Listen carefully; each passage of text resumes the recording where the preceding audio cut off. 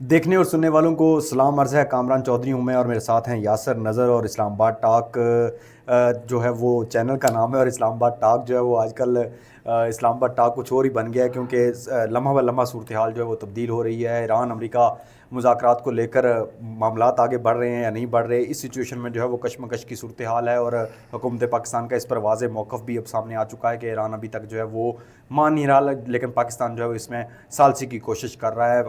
पाकिस्तानी वक्त के मुताबिक आज सुबह 4 बजकर और कुछ मिनट बनते हैं जब ये सीज़ फायर ख़त्म हो जाएगी मुद्दत इसकी। और जैसा कि हमने पहले बताया था कि डेवलपमेंट्स बहुत ज़्यादा हो रही हैं और उन डेवलपमेंट्स को शायद सफारती अमूर की हद तक जो है वो हिडन रखा जा रहा है, लेकिन कुछ चीज़ें जो सामने लाई जा रही हैं वो वैसी नहीं हैं। लेकिन अब मामला जो है वो मज़ीद गंभीर हुआ है जब हुकूमत पाकिस्तान का असूली मौक़िफ़ जो है वो सामने आया है। तो ख़बर क्या है, मामला किस तरफ जा रहे हैं? सीज़ फायर अगर रात को 12 बजे यानी कि 4 बजे के बाद जो वाशिंगटन का या ईरानी वक्त है उसके मुताबिक अगर ख़त्म हो जाती है, सूरत हाल क्या बनती है? नई जंग शुरू होने जा रही है। यासर भाई बताइएगा क्या चल रहा है? जी बिल्कुल, बड़ी अहम और जिसे कह सकते हैं, पहले तो हम कह रहे थे बहुत अच्छी डेवलपमेंट्स हैं। अब जो डेवलपमेंट्स हैं वो थोड़ी ख़तरनाक हैं। ख़तरनाक इसलिए भी हैं क्योंकि आग के बिल्कुल करीब पहुंच के मामला जो है वो रुका हुआ है। अमेरिकन वफद रुक गया है। रुकने की वजह आपके सामने है कि ईरानी वफद ने आने से फ़िलहाल इनकार किया है और ये भी बिल्कुल क्लियर किया है कि हमारा किसी किस्म का कोई वफद अभी तक, चाहे वो किसी ग्रेड किसी लेवल का भी हो,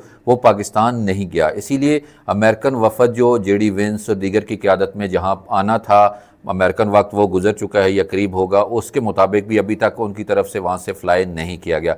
तो ये इसलिए भी ख़तरनाक है क्योंकि सुबह 4:30 बजे के वक्त डेडलाइन है। क्योंकि जो एक सूरत हाल थी, पहले सीज़ फायर था, सीज़ फायर की 4:30 बजे के बाद सूरत हाल बिल्कुल तब्दील हो जाएगी। और इसमें दो चीज़ें अब चल रही हैं। एक तो ये है कि यह हो सकता है कि मुज़ाकरात में अभी जो सीज़ फायर का मामला है इसको मज़ीद एक्सटेंड कर दिया जाए, आगे बढ़ा लिया जाए, फिर चीज़ों को मज़ीद, पाकिस्तान की भी यही कोशिश है कि ईरान हर सूरत है। और दूसरी तरफ एक और भी चीज़ है कि पाकिस्तान ने तो तैयारियां की हुई हैं, लेकिन दोनों फ्रीक जब तक आएंगे नहीं, यहाँ आके बैठेंगे नहीं, मसला हल नहीं होगा। और ये अगर दोबारा जंग छेड़ती है, और ये कह सकते हैं कि अभी जो सूरत हाल दोबारा डेवलप हुई है, ख़तरनाक सूरत हाल पैदा हुई है, तो उसके मुताबिक लग यही रहा है कि अब चीज़ें अगर फौरी तौर पे वापस अपने ट्रैक पे ना आई तो इसके नताइज जो हैं वो इंतहाई ख़तरनाक हो सकते हैं। और इसके लिए इस्लामाबाद में आप भी देख रहे होंगे, सड़कों पे लाखों लोग जो हैं वो इंतज़ार कर रहे हैं कि कुछ फ़ैसला हो, हम भी कहीं बाहर निकलें। और दूसरा, जो पूरी दुनिया से जर्नलिस्ट आए हुए हैं वो भी इंतज़ार कर रहे हैं, क्योंकि ट्रंप ने पहले कह दिया था कि आप पहुँच जाएँ।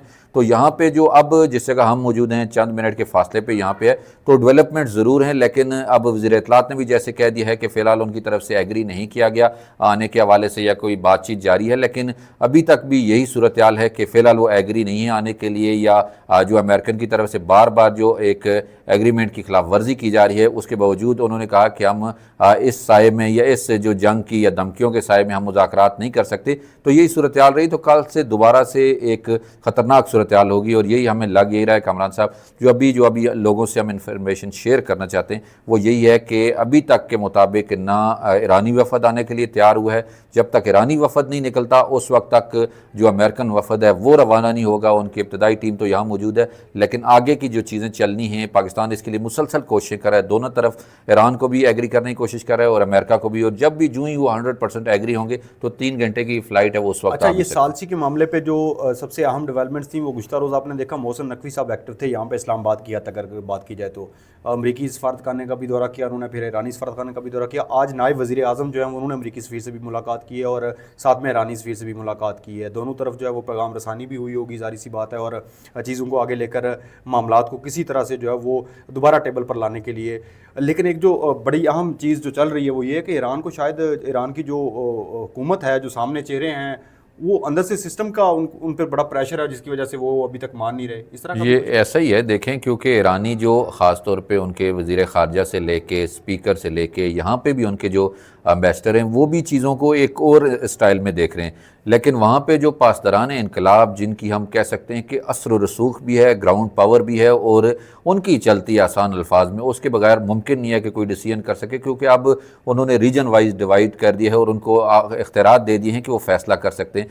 तो इस वक्त पासदारान इनकलाब का या ईरानी अवाम का इतना ज़्यादा ईरानी हुकूमत पे भी प्रेशर है कि वो कोई भी कमज़ोर जो फ़ैसला करने से कतरा भी रहे हैं, डर भी रहे हैं कि कहीं ना कहीं अगर उन्होंने फ़ैसला कर दिया तो ये जो जितनी उन्होंने कुर्बानियाँ दी हैं उनके सुप्रीम लीडर से लेकर नीचे तक, तो वो कुर्बानियों को अब ज़ाया नहीं करना चाहते और उसके लिए उन्होंने एक बिल्कुल क्लियर हार्ड लाइन रखी है कि इससे एक लाइन भी, एक तो उन्होंने ये बिल्कुल क्लियर कहा है कि जो उनका एटमी सिस्टम है या जो उनको यूरेनियम की अफसुदगी के हवाले से जो हवाले करने के बाद उन्होंने कहा किसी सूरत इस पर ना बात होगी और ना ही इस पर हम मानेंगे। और अमेरिकन ये कह रहे हैं कि जब तक ये बात नहीं होगी तो हम बात को लेकर आगे नहीं चलेंगे। तो इसलिए अमेरिकन अपनी फेस सेविंग, जिस तरह गुज़श्ता रोज़ भी हमने जिक्र किया, तो दोनों फेस सेविंग भी कर रहे हैं और अपने आप को बचाते हुए किसी न किसी ट्रैक पर आना चाहते हैं। इसके लिए पाकिस्तान जो है अभी भरपूर किरदार अदा कर रहा है कि इस नैज पे आके, इस ट्रैक पे आके अगर डी ट्रैक होता है मामला तो पूरी दुनिया को एक बड़ी और तीसरी जंग अजीम जो है किसी वक्त दोबारा से, जो बिल्कुल ख़त्म हो गई थी, एक अच्छा खुशगवार माहौल बन गया था, वो दोबारा पैदा हो सकता है। पूरी दुनिया की नज़रें अब इस्लामाबाद पे हैं, इस्लामाबाद टाक्स पे हैं कि वो टाक्स हों, पीस प्रोसेस हों। तो हम भी इस्लामाबाद टाक की बात कर रहे हैं और इसी पे डिस्कशन करते रहेंगे, इन्फॉर्मेशन भी शेयर करेंगे। अच्छा जो यासर अपडेट भाई, आती है एक चीज़ जो है ना, लास्ट बट नॉट लीस्ट, या लास्ट जो है वो इस प्रोग्राम के हवाले से है, लीस्ट जो है वो आगे चलता रहेंगे मामलात। अगर ईरान जो है वो अब नहीं मानता तो जो ईरान के लिए हमदर्दियाँ दूसरे इस खित्ते के ममालिक और यूरोपियन कंट्रीज़ में से जो ईरान की तरफदारी कर रहे थे, और ईरान का जो अब इतना सख्त हार्ड मौक़िफ़ सामने आया है और दूसरी तरफ ट्रंप कह रहे हैं कि मैं उनकी क़यादत से मिलने के लिए भी तैयार हूँ, बावजूद इसके कि छोटे मोटे बयानात उनके भी वो जो दूसरे वाले स्टाइल के हैं वो चल रहे हैं। तो फिर ये ईरान को सफारती सतह पे इस खित्ते के ममालिक के साथ, दीगर ममालिक के साथ, गल्फ़ कंट्रीज़ के साथ, यूरोपियन कंट्रीज़ के साथ कुछ तल्कात में मुश्किलात का सामना भी करना पड़ेगा। जी बिल्कुल, क्योंकि एक ही चीज़ देखें, ईरान क्यों नहीं मान रहा। ईरान पहले मान रहा था, आ भी रहा था, मुज़ाकरात भी किए, एक नुक्ते पे आके मामला रोका भी, और उसके बाद वो बातचीत को जारी रखने पे उनके हमारे CDF जो वहाँ पहुँचे थे, उसके बाद प्राइम मिनिस्टर ने बाकायदा तौर पे एक अनाउंस किया था कि हम वर्किंग कर रहे हैं और हम तकरीबन किसी न किसी नतीजे पे पहुँच चुके थे। वजह क्या है, क्यों नहीं कर रहे? अमेरिकन बार बार धमकियाँ देते हैं, उनके जहाज़ कब्जे में ले लेते हैं, फिर उसके बाद ऐसे सख्त बयान देते हैं कि आपने हर सूरत मुज़ाकरात के लिए आना है, बैठ के बात करनी है। जब दोस्त धमकियों से पहले ईरान नहीं माना, उन पे जब आपने अटैक कर दिया, दो बड़े ममालिक सुपर पावर के साथ इसराइल जैसे मुल्क ने अटैक कर दिया, फिर वो नहीं माना, फिर आप वहाँ से शिकस्त खोरदा होकर अपने हरमस की वजह से घुटने टेकने पे मजबूर हुए, तब वो नहीं माना। तो अब कैसे मान सकता है कि आप फिर उसको दोस्त धमकी और ऐसे कह के जी दबा के हम उससे बात मनवा लेंगे? ये मुमकिन नहीं है। मेरा जो पर्सनल मुशाहिदा है कि ये मुमकिन नहीं है कि अमेरिकन अगर ऐसे बयान देते रहे, धमकियाँ देते रहे, अब वो काफ़ी हद तक अमेरिकन को, उनके प्रेसिडेंट को कम से कम समझ आ गई है कि इस तरह दोस्त धमकी धमकाने से ईरानी नहीं मानेंगे। और ये पाकिस्तान ने बिल्कुल दो टोक वाज़े तौर पे ये कहा था कि इन चीज़ों पे दोनों मुल्क एहतियात करेंगे तो मामलात आगे बढ़ेंगे। अभी यही सिलसिला अगर जारी रहा तो ईरानी वाकई नहीं मानेंगे। क्यों नहीं मानेंगे? तो मैंने इसके लिए बैक उनका ट्रैक रिकॉर्ड देख लें, और अगर यही सूरत हाल रही तो दुनिया बेशक उनके खिलाफ पहले भी थी, हुई है, उसको मसाए, लेकिन दुनिया को उन्होंने दिखाया कि गलत कौन है, सही कौन है। इसराइल ने जब उन पर अटैक किया, अमेरिका ने किया,